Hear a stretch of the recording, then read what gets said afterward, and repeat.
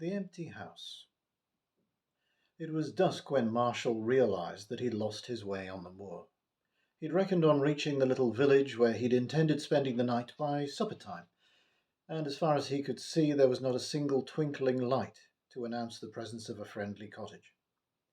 A night in the open seemed inevitable, so he sat down and took from his haversack some sandwiches and considered whether he should keep on walking, on the off chance of coming across a farmhouse, or stay where he was for the night and await the dawn. A cold wind and the sting of rain, presaging a storm, decided him to adopt the former course. He'd scarcely walked a mile when he came suddenly upon a grim square house. Here, then, he would obtain food and shelter from the storm that was sweeping over the moor. Breaking into a run, Marshall made for the house, wondering a little that there was no light. He approached one of the ground-floor windows and, lighting his electric torch, peered in. The house was evidently deserted. There was no carpet on the floor, and the only furniture left was a table and an old leather-covered armchair. Feeling sure that the owners would scarcely be so churlish as to grudge him the shelter of their house on such a night, Marshall went to the front door, which, to his surprise, was unfastened, and entered.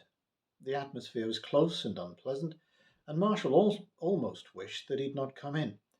A sudden violent gust of wind slammed the door to, and the clang echoed horribly through the empty house. Almost simultaneously the electric torch went out.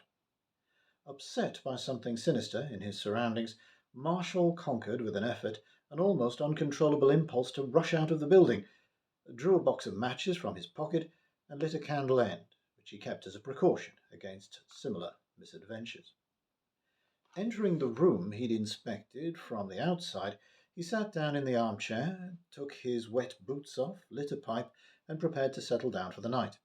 Though there was certainly something peculiarly unpleasant about that house, it was, at any rate, dry, and afforded a good enough shelter from the fury of the storm, now at its height.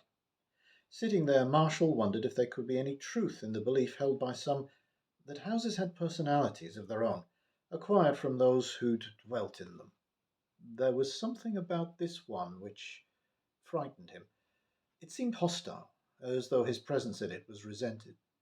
Half scorning his concession to so impalpable a thing as the atmosphere of an empty house, Marshall stooped and drew on his boots, and in doing so knocked over and extinguished the candle.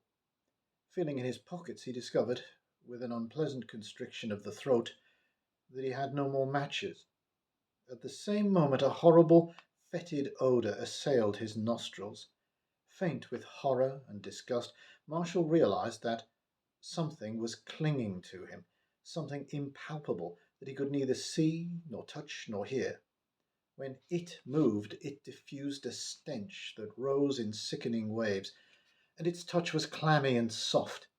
Desperately, Marshall strove to throw off this awful thing which clung and which he could not seize. He knew that if only he could get out of the house, into the fresh, sweet air, he would be safe. Perhaps even if he could break a window and let the air blow through the room, he might be saved from something more awful than death. As though it knew, it clung the tighter when Marshall approached the window, hampering his movements so that he could scarcely move. Exhausted and sick with the stench of corruption that filled the room, Marshall swayed and fell. His shoulder crashed through a window pane, and a great gust of air swept through the room. In that instant it was blown away, as a fog is blown away. Marshall dropped out of the window and ran until he could run no more. In the morning he was picked up by the vicar of the parish, who listened to him curiously.